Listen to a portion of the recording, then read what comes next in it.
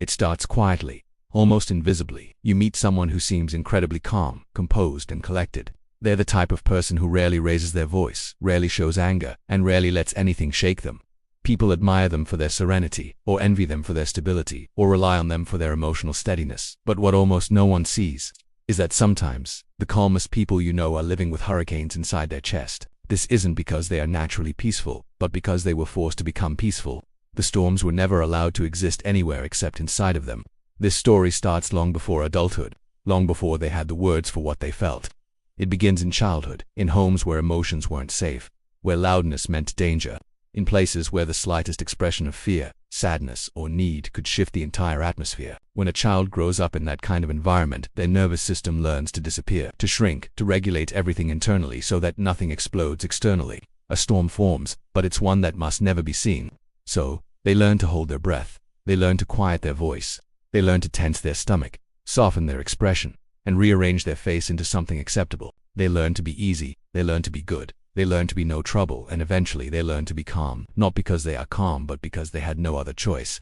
A child who grows up surrounded by unpredictability, rage, chaos, coldness, guilt, or emotional instability quickly discovers that showing their own emotions only makes things worse. If they cried, they were told to stop. If they asked for help, they were ignored. If they became angry, they were punished. If they were scared, they were mocked. If they were hurt, they were blamed. So they stopped expressing anything. Not because they had no emotions, but because their emotions had nowhere safe to go. Children are brilliant and resourceful. When the environment is unsafe, they don't fight the storm, they absorb it. They internalize it. They turn their own body into a container for the chaos around them.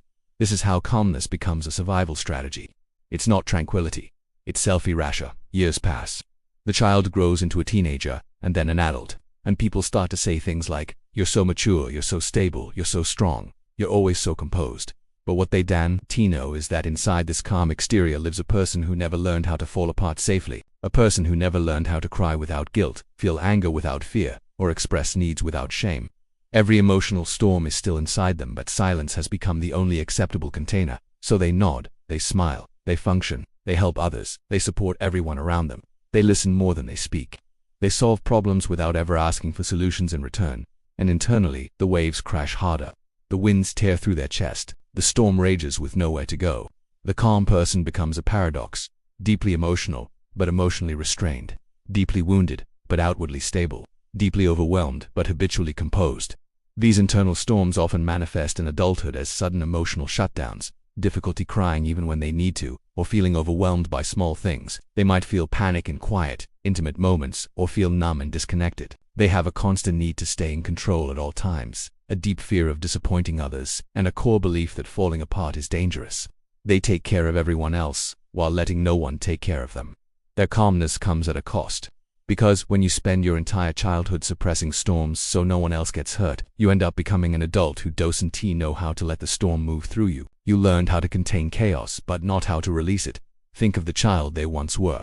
A child who watched adults explode emotionally so they became the quiet one. A child who watched adults collapse so they became the stable one. A child who watched adults ignore emotion so they became the strong one. They weren't chosen for calmness, they were conditioned into it. And that conditioning doesn't disappear just because the environment changes. The body keeps behaving as if the old danger is still present. The nervous system still whispers, "Don't show too much. Don't feel too loudly. Don't disturb the peace. Don't need anything. Don't let anyone see the storm." This is why the emotional storms remain internal. They live in quiet places, in the clenched jaw, in the tense shoulders, in the uneasy gut, in the shallow breath, in the chest that stays too still. Storms trapped in a body that was trained not to shake. And here's the part that hurts the most. These people often don't even know they're carrying storms. They think this is normal. They think everyone hides their emotions.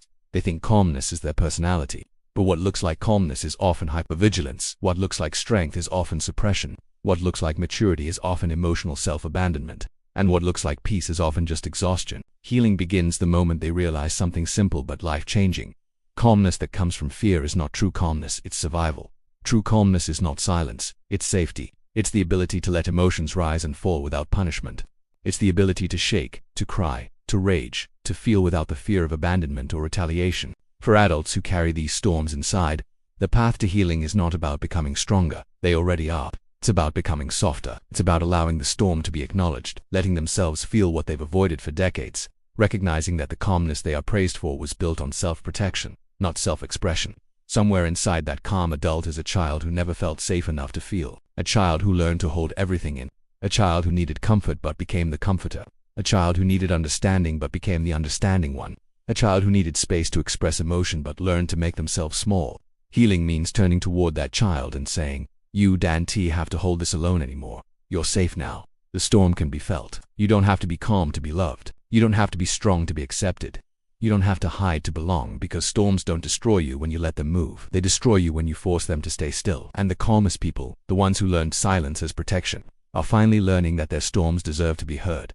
If this story resonates with you, know that you're not alone. The journey to reclaim your emotions can be challenging, but it is possible. Seeking support from a mental health professional can provide a safe space to explore these feelings. It's never too late to learn how to let the storm pass through. Thanks for watching.